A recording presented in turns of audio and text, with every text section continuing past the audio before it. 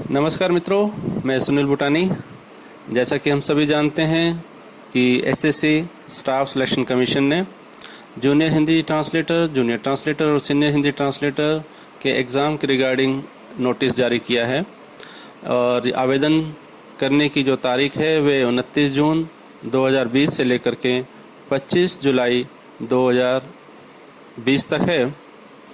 और इसकी जो तारीखें अलग अलग दी हुई हैं कि कब आप आवेदन की जो अंतिम तारीख क्या है और पेमेंट कब तक कर सकते हैं। ऑफलाइन अगर चालान के माध्यम से अगर पेमेंट करना चाहते हैं तो वो कब कर सकते हैं, तो उसका विस्तार से उसमें दिया है। मैं यहाँ पर सिर्फ कुछ मुख्य बिंदुओं पर बात करूँगा। तो आप विज्ञापन क्योंकि आप देख चुके होंगे, मैं जानता हूँ, इसलिए मैं उसमें बहुत ज़्यादा विस्तार में नहीं जा रहा हूँ। जहाँ कहीं चर्चा का विषय होगा तो मैं उस पर मैं अपनी बात कहूँगा। तो नोटिस में सबसे पहले वो तारीखें, महत्वपूर्ण तारीखें दी हुई हैं और कोड के साथ नेम ऑफ पोस्ट भी दिए हुए हैं, किस लेवल की पोस्ट हैं वो भी दिया हुआ है। तो उसमें हम चलते हैं। ये सब आपने देखा और इसके बाद वैकेंसीज कितनी हैं। अच्छी वैकेंसी हैं इस बार, 275 वैकेंसी हैं जूनियर ट्रांसलेटर की या जूनियर हिंदी ट्रांसलेटर की। ये टेंटेटिव पोस्ट हैं, बढ़ भी सकती हैं, कम भी हो सकती हैं। सीनियर हिंदी ट्रांसलेटर की 8 वैकेंसी हैं। तो आगे चलते हैं। रिजर्वेशन के बारे में है, वो सब जानते हैं। भारत सरकार के जो भी नियम है उसके अनुसार रिजर्वेशन पॉलिसी है, उसके हिसाब से पोस्टें रिजर्व होंगी। नेशनैलिटी सिटीजनशिप के बारे में हम जानते हैं, उसके बारे में दिया हुआ है। और अब एक महत्वपूर्ण बिंदु है एज लिमिट। एज लिमिट क्या है? इसके लिए उम्र सीमा रखी गई है 18 साल से 30 साल, यानी और जो कट ऑफ डेट रखी गई है 1 जनवरी 2021, यानी 1 जनवरी 2021 को आपकी उम्र जो है 18 वर्ष से अधिक और 30 वर्ष से कम होनी चाहिए या 30 वर्ष होनी चाहिए। यानी 2 जनवरी 1991 से पहले आपका जन्म नहीं होना चाहिए, यानी कि जो आपका जन्म है वो 2 जनवरी 1991 से 1 जनवरी 2003 के बीच में होना चाहिए। ठीक है, स्पष्ट है। अब आगे बढ़ते हैं और इसमें एज रिलैक्सेशन के बारे में भी बताया गया है, जिसे आप देख सकते हैं कि अलग अलग कैटेगरी में कितने कितने क्या कुछ उम्र जो है आयु जो कहें कि आवेदन करने की जो निर्धारित उम्र है उसमें जो छूट दी गई है। SC ST के लिए 5 साल, OBC के लिए 3 साल, इस तरीके से सारा विस्तार से उसमें दिया है, वो आप देख सकते हैं, आज देख चुके होंगे। अब मैं बात करता हूँ, आते हैं सीधा एसेंशियल क्वालिफिकेशन के ऊपर। तो इसमें कभी कभी कुछ आशंकाएं पैदा हो जाती हैं, उसको थोड़ा सा हम चर्चा कर लेते हैं। एसेंशियल क्वालिफिकेशंस कब होनी चाहिए, यानी कि जो उसकी भी जो कट ऑफ डेट रखी हुई है वो है 1 जनवरी 2021। यानी जो भी शैक्षिक योग्यताएं, जो एसेंशियल अनिवार्य योग्यताएं हैं, वो आज की तारीख में नहीं, 1 जनवरी 2021 को वो आपके पास होना चाहिए। यदि हम कोई मास्टर डिग्री कर रहे हैं, कोई डिप्लोमा अनुवाद का कर रहे हैं, तो उसका परिणाम आज हमारे पास नहीं है, तो हम आवेदन करें कि नहीं करें। तो इन चीज़ों के बारे में मैं स्पष्ट करूंगा कि 1 जनवरी 2021 कट ऑफ डेट है, यानी आपकी जो भी क्वालिफिकेशन है वो 1 जनवरी 2021 को हो जानी चाहिए, यानी उस तारीख को आप उत्तीर्ण होने चाहिए, आपके पास प्रमाण पत्र होने चाहिए। ठीक है, तो उसमें सबसे पहले बात करते हैं for the post course A to D, यानी A से D के लिए। उसमें है masters degree of recognised university in Hindi with English as a compulsory or elective subject or as the medium of examination at the degree level। यानी अगर मैंने MA Hindi में किया है तो मेरे पास ग्रेजुएशन लेवल पर इंग्लिश जो है कंपल्सरी या इलेक्टिव सब्जेक्ट के तौर पर होना चाहिए, या मीडियम जो है वो मेरा अंग्रेजी होना चाहिए। ठीक है,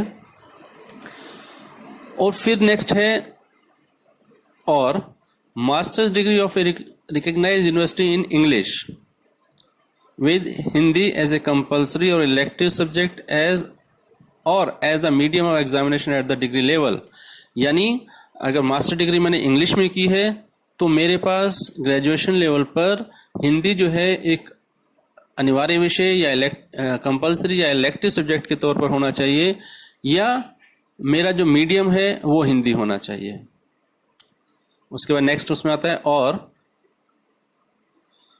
masters degree of a recognised university in any subject other than English और Hindi with Hindi medium and English as a compulsory or elective subject or as the medium of examination at the degree level। यानी मेरी जो अगर master degree है हिंदी में भी नहीं है, अंग्रेजी में भी नहीं है, तो उस स्थिति में क्या होगा,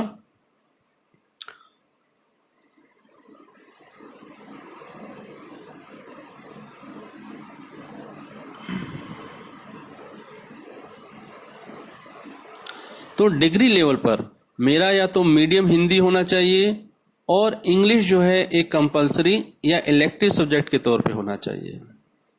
ठीक है, नेक्स्ट वाला है और, या तो वो, उसके बाद एक और है masters degree of recognised university in any subject other than English और Hindi with English medium and Hindi as a compulsory elective subject और as the medium of examination at the degree level. यानी मेरी मास्टर डिग्री अगर English या हिंदी के अलावा किसी अन्य विषय में है, तो जो मेरा डिग्री जो ग्रेजुएशन लेवल है उसमें मेरा जो मीडियम होना चाहिए वो इंग्लिश होना चाहिए, और हिंदी जो है एक कंपलसरी या इलेक्टिव सब्जेक्ट के तौर पे होना चाहिए। फिर एक और ऑप्शन है और masters degree of a recognised university in any subject other than English और Hindi with Hindi and English as compulsory or elective subject or either of the two as a medium of examination and other as a compulsory or elective subject at degree level।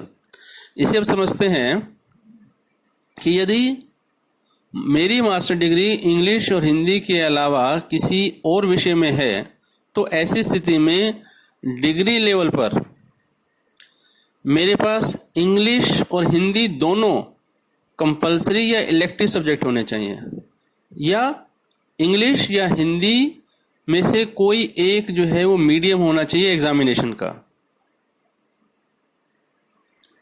ठीक है, और other as a compulsory elective subject at degree level, और कह रहे हैं कि English और हिंदी जो है एक कंपलसरी विषय के तौर पर भी होना चाहिए डिग्री लेवल पे।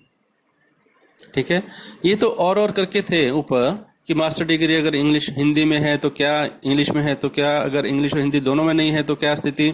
तो इस तरीके से उसको स्पष्ट किया गया है। अब कहता है एंड, यानी और रिकग्नाइज्ड डिप्लोमा और certificate course in translation from Hindi to English and vice versa, और 2 years experience of translation work from English Hindi to English and vice versa in central और state government office including government of India undertaking. यानी आपके पास जो master degree की जो योग्यता होनी चाहिए ऊपर बता दिया गया है, और अब ये कहते हैं कि एक आपके पास रिकग्नाइज्ड डिप्लोमा या सर्टिफिकेट कोर्स होना चाहिए हिंदी से इंग्लिश और इंग्लिश से हिंदी दोनों, जिसके अंदर जो है पढ़ाए जाते हों, ऐसा ट्रांसलेशन का पाठ्यक्रम होना चाहिए, उत्तीर्ण होना चाहिए डिप्लोमा या सर्टिफिकेट। जैसे बहुत सारी संस्थाएं हैं, विश्वविद्यालय हैं जो अनुवाद का डिप्लोमा करवाते हैं जो मान्यता प्राप्त हैं, और वहाँ पर जो है उसमें लिखा भी रहता है कि जो ये पाठ्यक्रम है हिंदी से इंग्लिश और इंग्लिश से हिंदी दोनों है। तो या तो ये डिप्लोमा होना चाहिए या 2 साल का एक्सपीरियंस होना चाहिए ट्रांसलेशन की फील्ड में, हिंदी से इंग्लिश और इंग्लिश से हिंदी दोनों में। लेकिन ये एक्सपीरियंस किस में होना चाहिए, सेंट्रल या स्टेट गवर्नमेंट के ऑफिस में, केंद्र सरकार या राज्य सरकार के कार्यालय में होना चाहिए, जिसमें कि भारत सरकार के जो उपक्रम हैं, अंडरटेकिंग्स हैं, वो भी उसमें शामिल हैं। ठीक है, स्पष्ट हो गया। अब बात करते हैं eligibility criteria for the post course ई जो है, जिसमें सीनियर हिंदी ट्रांसलेटर्स की जो बात की गई है उनके लिए कुछ एक अलग रखा गया है। अलग तो कुछ नहीं, सब वही चीजें हैं।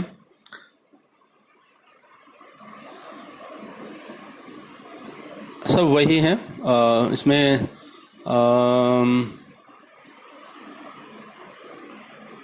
इसमें हाँ, इसमें सिर्फ एक डिप्लोमा वाली बात है कि उसमें 3 साल का एक्सपीरियंस होना चाहिए अगर डिप्लोमा नहीं है तो। उसमें वैसे कहा है कि रिकॉग्नाइज डिप्लोमा और certificate course in translation from Hindi to English and vice versa, or 3 years experience of translation work from Hindi to English and vice versa in central or states government office. यानी जो पहले के जो कोड थे, जो junior translator के लिए जो थे, उसमें 2 साल का एक्सपीरियंस मांगा था या डिप्लोमा मांगा था, और कोड ई के लिए बाकी सब चीज़ें जो मास्टर डिग्री वाली जो चीज़ें हैं वो सब सेम हैं। इसमें जो है सिर्फ जो डिप्लोमा वाली बात है उसमें डिप्लोमा या सर्टिफिकेट आपके पास होना चाहिए या 3 साल का एक्सपीरियंस होना चाहिए केंद्र सरकार या राज्य सरकार के किसी कार्यालय में काम करने का अनुवाद के क्षेत्र में। ठीक है, अब बात करते हैं और में कोई महत्वपूर्ण बिंदु। हाउ टू अप्लाई, वो सब आप जानते हैं कि कैसे कैसे अप्लाई करना है। एप्लीकेशन फ़ी मात्र 100 रुपये रखी गई है, और जो महिला कैंडिडेट हैं उनको कोई फ़ी पे नहीं करनी है। जो रिजर्व कैटेगरी से आते हैं उनको भी कोई फ़ी पे नहीं करनी है, और उसको कब कब पे करना है वो सारा उसमें दिया हुआ है। सेंटर ऑफ एग्जामिनेशन दिए हुए हैं, स्कीम ऑफ एग्जामिनेशन दिया है कि स्कीम ऑफ एग्जामिनेशन की बात करें, examination will consist of 2 papers, details of these papers are as follows. यानी जो 6 अक्टूबर 2020 को जो एग्ज़ाम होगा पेपर 1 वो ऑब्जेक्टिव टाइप का होगा। मोड ऑफ पेपर क्या रहेगा, कंप्यूटर बेस्ड मोड, यानी कि कंप्यूटर पर होगा। सब्जेक्ट क्या होंगे, general Hindi, general English. Question कितने होंगे, 100, मार्क्स कितने होंगे, 100, और मैक्सिमम टाइम 2 घंटे। और फिर जो दूसरा पेपर होगा, जो फर्स्ट पेपर क्वालिफाई कर देगा वो दूसरा पेपर के लिए अपीयर हो सकता है। उसकी तारीख निर्धारित की गई है 31 जनवरी 2021। उसमें पेपर 2 में डिस्क्रिप्टिव होगा, पहला ऑब्जेक्टिव था, दूसरा डिस्क्रिप्टिव होगा। उसमें क्या होगा, ट्रांसलेशन और ऐसे। ट्रांसलेशन 2 पैराग्राफ, एक हिंदी से इंग्लिश, एक इंग्लिश से हिंदी, और 2 ऐसे, एक इंग्लिश में एक हिंदी में। जो भी प्रासंगिक विषय होंगे उन पर आपको लिखना होगा। इसके जो मार्क्स हैं अधिकतम 200 मार्क्स हैं, 2 घंटे का समय निर्धारित किया गया है। अब आगे चलते हैं, सिलेबस के बारे में दिया हुआ है कि पेपर 1 में जो ऑब्जेक्टिव टाइप पेपर है उसमें कैसे प्रश्न हो सकते हैं, किस उसकी जो सिलेबस क्या है उस पर एक नज़र डालते हैं। The questions will be designed to test the candidate's understanding of the language and literature, correct use of words, phrases and idioms, and ability to write the language correctly, precisely and effectively. The questions will be of degree level. तो आप समझ चुके हैं कि इसमें क्या कहना चाहते हैं। वो बेसिकली आपको जानना चाहते हैं कि भाषा और साहित्य के बारे में आपकी क्या जानकारी है, आपकी क्या समझ है, शब्दों का सही तरीके से जो इस्तेमाल होना चाहिए वो उसके बारे में वो जानना चाहते हैं कि आपको कितनी जानकारी है। फ्रेजेस एंड इडियम्स, यानी जो वाक्यांश और जो अभिव्यक्तियाँ होती हैं, और जो इडियम्स यानी मुहावरे वगैरह होते हैं उसके बारे में जानना चाहते हैं कि आप उनके बारे में कितना जानते हैं, उनके अनुवाद की स्थिति के बारे में कितना जानते हैं। And ability to write the language correctly, और भाषा जो है आप शुद्ध रूप से लिखते हैं, कितनी शुद्ध रूप से लिखते हैं, वो उसका वो आपका टेस्ट लेना चाहते हैं। और ये सब चीज़ें हैं और उन्होंने कहा कि डिग्री लेवल के जो हैं वो क्वेश्चंस होंगे। तो ये सारी चीज़ें हैं जिसके कि आपको तैयारी करनी है। पेपर नंबर 2 ट्रांसलेशन एंड एसे, इसके बारे में आपको पहले बता चुका हूँ। और अब बात करते हैं एडमिशन टू द एग्जामिनेशन। ये सब आप विस्तार से पढ़ सकते हैं, क्या क्या आपके पास आईडी होने चाहिए। और अब चलते हैं डॉक्यूमेंट वेरिफिकेशन, ये बात की स्थिति है, इसको भी आप विस्तार से भी पढ़ सकते हैं। आने वाले समय में फिर इस पर चर्चा हो सकती है। और अब चलते हैं पोस्ट प्रेफरेंस। पोस्ट प्रेफरेंस कहाँ आप अपनी प्रेफरेंस वगैरह दे सकते हैं, ये सब चीज़ें बात की स्थिति है। मोड ऑफ सिलेक्शन उसमें दिया है कि minimum qualifying marks in paper 1 and 2 are as follows. हाँ, एक ही महत्वपूर्ण बिंदु है, इस पर बात कर सकते हैं। इसमें ये कहा गया है कि जो पेपर 1 के जो 2 के जो क्वालिफाइंग मार्क्स हैं वो जो रिजर्व्ड हैं, जो अनरिजर्व्ड हैं, यानी जो सामान्य श्रेणी से आते हैं उनके लिए 30% क्वालिफाइंग मार्क्स हैं।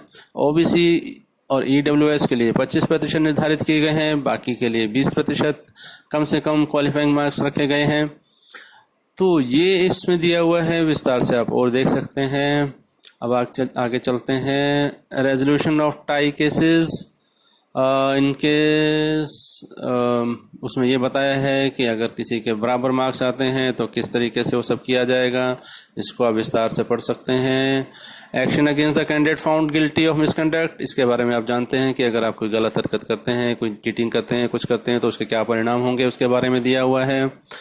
कोर्ट जुरिडिक्शन, अगर कोई विवाद होता है तो कोर्ट कौन सा रहेगा, इसके बारे में दिया है। डिस्प्यूट क्वालिफिकेशन के बारे में दिया है।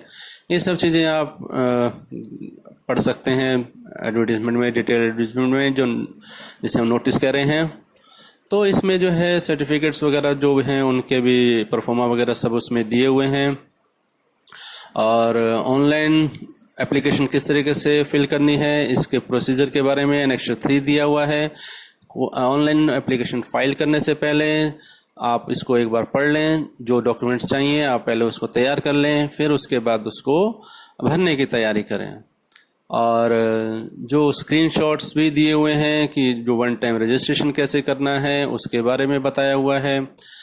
और फिर उसके बाद जो है पूरा एक विस्तार से उसका सब स्क्रीनशॉट्स सब दिए हैं ताकि आप आसानी से उनको देख करके भर सकें। और ऑनलाइन एप्लीकेशन फॉर्म कैसे भरना है उसके बारे में सब विस्तार से दिया है। पूरे स्क्रीनशॉट्स के साथ दिया है। आपको बिल्कुल कोई दिक्कत नहीं होनी चाहिए, कहीं कोई अस्पष्टता नहीं होनी चाहिए। अगर कहीं अस्पष्टता है तो उसको पहले स्पष्ट करें, उसको ड्राफ्ट स्टेज पर सेव कर लें, और जब आप श्योर हो जाएं कि भाई हाँ इसमें ये चीज़ आनी चाहिए तभी आप उसको भरें। अन्यथा कहीं भी डाउट है तो उसको ज़रूर अपने किसी विद्वान साथी से, मित्र से, किसी टीचर से उसको कंफर्म करने के बाद उसको भरें। तो इस तरह से मित्रों ये सब बातें बहुत विस्तार से दी हुई हैं, लेकिन मोटी मोटी बातें जो मैंने आपके सामने रखी, तो मैंने प्रयास किया कि आपको एक नज़र में विज्ञापन, क्योंकि मैंने पहले ही बार पढ़ रहा हूं और पढ़ते पढ़ते जो मुझे ठीक लगा, जिस पर मैं बात कर सकता हूं, मैंने किया। और मैं आप सबको शुभकामनाएं देता हूं कि आप समय से अपने जो फॉर्म है भर लें और उसके बाद जो है तैयारी करें और सफलता प्राप्त करें। आप सभी को बहुत बहुत शुभकामनाएं। नमस्कार।